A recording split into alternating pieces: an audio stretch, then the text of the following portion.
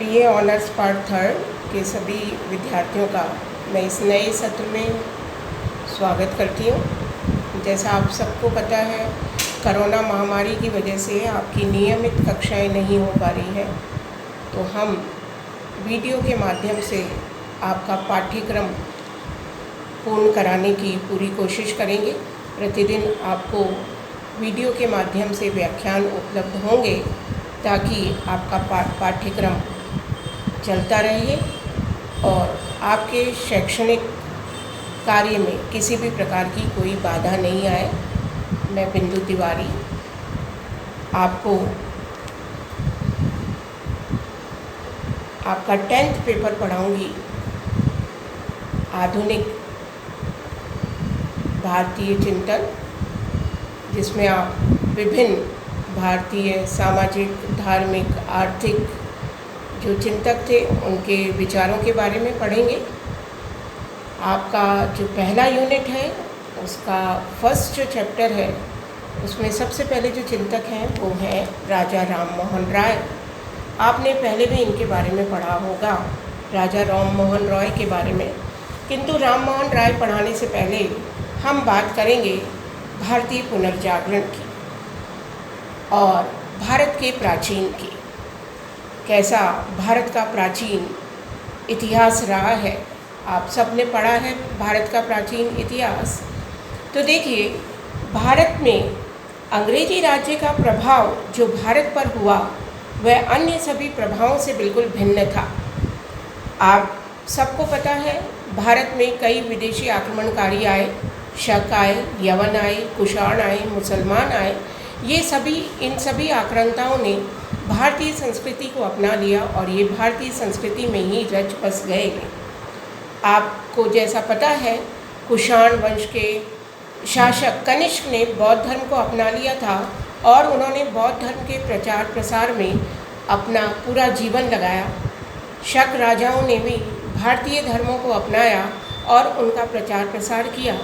मुसलमान जब भारत में आए तो मुसलमानों ने भारतीय संस्कृति में से कई चीज़ों को अपना लिया और वो भारतीय संस्कृति में रच बस गए। तो ये सारे विदेशी आक्रांताओं ने भारतीय समाज को, भारतीय संस्कृति को मिटाने की कोशिश नहीं करी।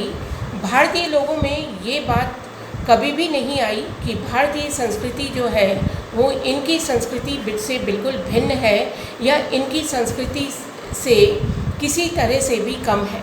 उन्हें अपने ऊपर आत्मविश्वास था, अपने धर्म पर आत्मविश्वास था, अपनी परंपराओं पर आत्मविश्वास था और इन सब लोगों के यहाँ पर रहने के पश्चात भी उन्होंने अपने धर्म को, अपनी परंपराओं को, अपनी संस्कृति को सुरक्षित रखा और वो बहुत आसानी से इन विदेशी लोगों के साथ रहते रहे। लंबे समय तक मुसलमानों ने भारत पर राज्य किया, किंतु दोनों ने अपनी अपनी संस्कृतियों का अनुसरण करते हुए अपना विकास किया। किंतु जब 18वीं शताब्दी में भारत पर अंग्रेजी राज्य की स्थापना हो गई तो भारतीय समाज एक गहन अंधकार में खो गया। वो पूर्ण रूप से इस बात को स्वीकार कर चुका था कि भारतीय लोग जो है अंग्रेज़ों से बहुत पीछे हैं। अंग्रेज जो वर्ण में श्वेत थे, उनका मानना ये था कि भारतीय समाज बहुत पिछड़ा हुआ है, भारतीय धर्म में कई आडंबर है, भारतीय साहित्य है वो अंग्रेजी साहित्य से बहुत पिछड़ा हुआ है। इन सब बातों से धीरे धीरे भारतीय लोग अपना आत्मविश्वास खोने लगे।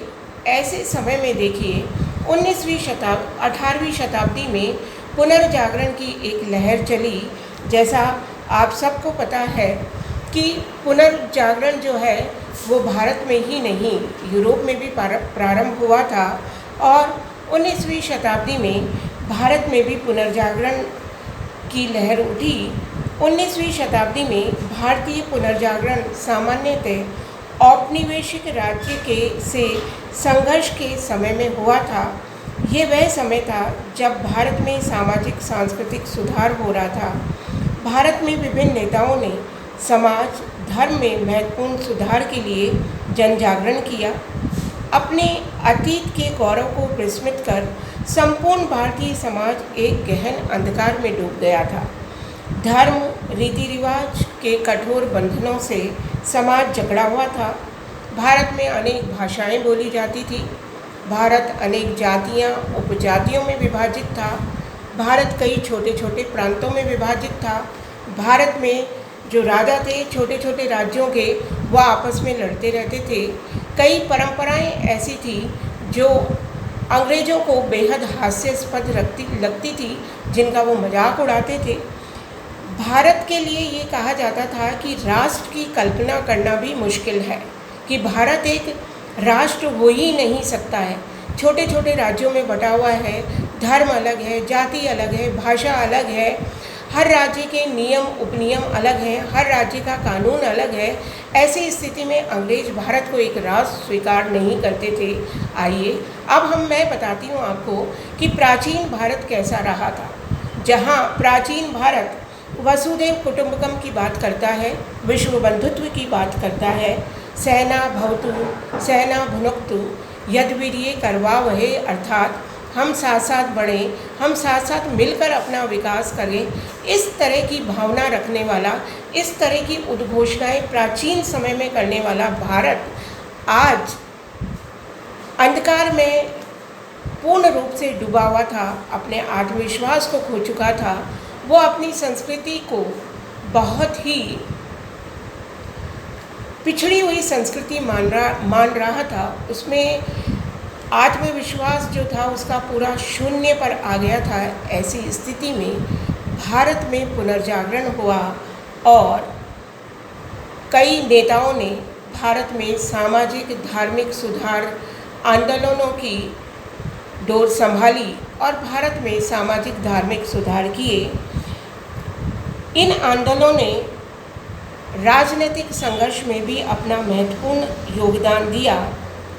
इन आंदोलनों ने राष्ट्रीयता और राष्ट्रीय पहचान इन आंदोलनों की स्वाभाविक परिणति थी। भारत की प्राचीन परंपराओं से आधुनिक राष्ट्रवाद के प्रकाश को प्रेरणा मिली और राजा राम मोहन राय को आधुनिक राजनीतिक चिंतन का जनक माना जा सकता है। वे पहले व्यक्ति थे जिन्होंने भारतीयों के अंधकार में अतीत से निकालकर आधुनिक युग की ज्योति एवं ज्ञान प्रदान किया। वह एक ऐसे महानायक थे जिन्होंने भारत के नवनिर्माण की, उनमें भारत का नवनिर्माण हो इसकी उत्कंठा थी।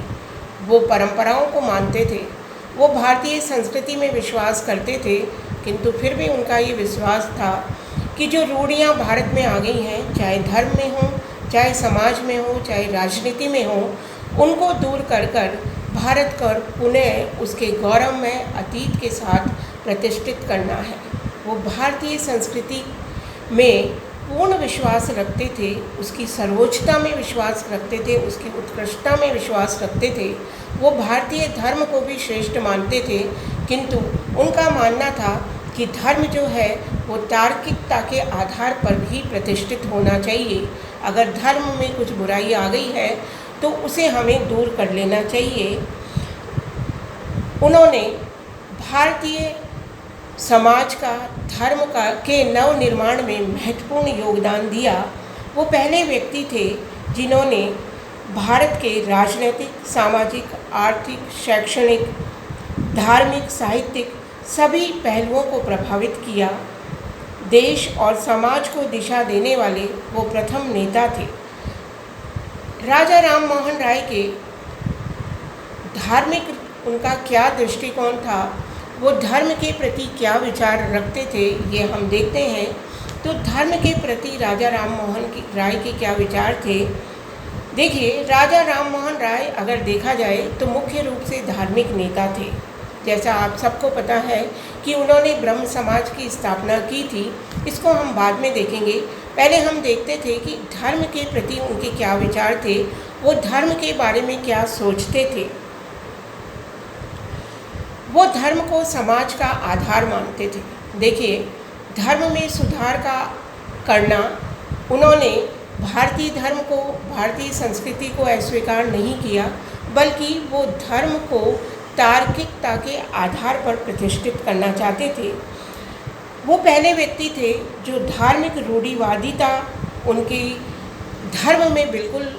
धर्म में धार्मिक रूढ़िवादिता का कोई स्थान नहीं था। राजा राममोहन राय पक्के राष्ट्रवादी थे। उनका जीवन अपने समय के आधुनातम विचारों से ओतप्रोत था।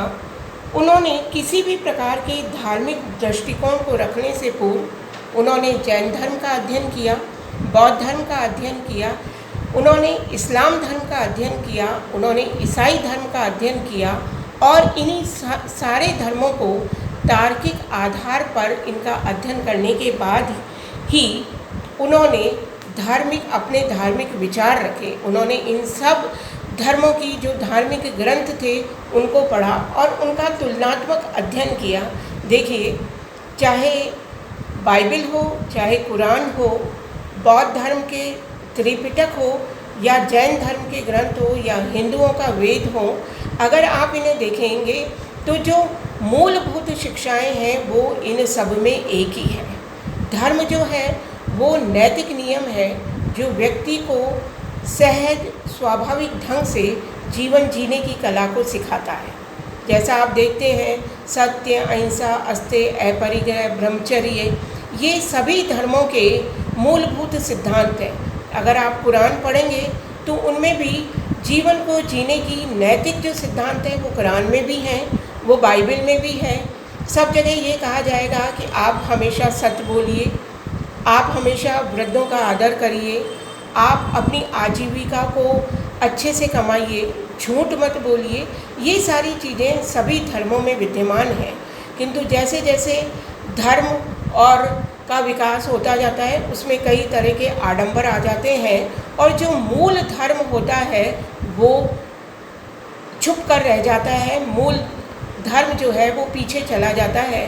तो राजा राममोहन राय ने भी सभी धर्मों को पढ़ा। उसके बाद उन्होंने तार्किक रूप से अपने धार्मिक विचार रखे। उनका मानना ये था कि उन्होंने विज्ञान की उपलब्धियों को नहीं नकारा बल्कि उनको महत्व को पहचाना। राजा राममोहन राय का उद्देश्य धर्मों की तार्किक व्याख्या का आधार लेकर एक ऐसे नव धर्म की रचना करना था जिसमें भारत की स्वस्थ परंपराओं और आधुनिक विज्ञान की उपलब्धियां दोनों के लिए गुंजाइश हो। वे अपने धर्म की मूलभूत एकता के प्रबल समर्थक थे।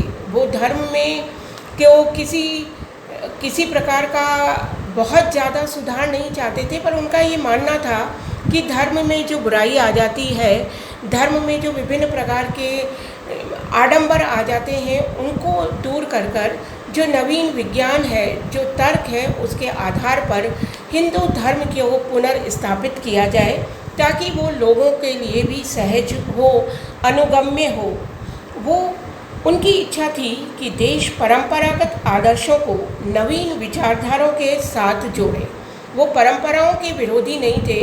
देखिए, हमारी जो परंपराएं हैं, हिंदू धर्म की परंपराएं हैं, वो उन प्राचीन परंपराओं को हम नवीन परिप्रेक्ष्य में सुधार कर उनका प्रयोग करें तो वो समाज के लिए, व्यक्ति विशेष के लिए बहुत ही सहयोगी होगी, समाज के विकास के लिए और व्यक्ति के विकास के लिए भी होगी। उन्होंने परंपरागत और रूढ़िवादिता में अंतर स्पष्ट किया। उन्होंने कहा कि परंपरा का हमें विरोध नहीं करना चाहिए, किंतु रूढ़िवादिता का हमें विरोध करना चाहिए। मैं आपको एक छोटा सा एग्जाम्पल देती हूँ कि परंपरा क्या है, रूढ़िवादिता क्या है। देखिए, आपने पूर्व में ऋग्वैदिक धर्म पढ़ा होगा तो यज्ञ किया जाता था, हवन हमारे यहाँ किया जाता था। तो जब आप ऋग्वैदिक धर्म को पढ़ते हैं तो उसमें प्रत्येक व्यक्ति प्रकृति में बैठकर यज्ञ और हवन कर लेता था। किसी भी प्रकार की ब्राह्मण की, पुरोहित की आवश्यकता नहीं थी, किसी भी बलि की आवश्यकता नहीं थी, उसमें किसी भी प्रकार का कोई भी कर्मकांड नहीं था। किंतु धीरे धीरे उसमें ये समाविष्ट होता गया। देखिए, अभी हम यज्ञ के महत्व को फिर प्रतिपादित कर रहे हैं क्योंकि यज्ञ हवन करने से वातावरण शुद्ध होता है, मंत्रों का उच्चारण करने से भी वातावरण शुद्ध होता है, हमारा जो शरीर है वो भी स्वस्थ रहता है। तो ये एक स्वस्थ परंपरा है, किंतु इसमें पुरोहितों के द्वारा, ब्राह्मणों के द्वारा अत्यधिक आडंबर आ गया, तो जो बेसिक चीज़ थी वो पीछे चली गई और आडंबर आगे आ गए। तो राजा राममोहन राय यही चाहते थे कि हम परंपराओं को अपनाएं, आडंबरों को नहीं। उन्होंने इन दोनों में अंतर स्पष्ट किया और स्पष्ट रूप से कहा कि हमें भारतीय संस्कृति पर गर्व करना चाहिए। उन्होंने भारत को उदारवादी मानवता के संपर्क में लाने का प्रयास किया।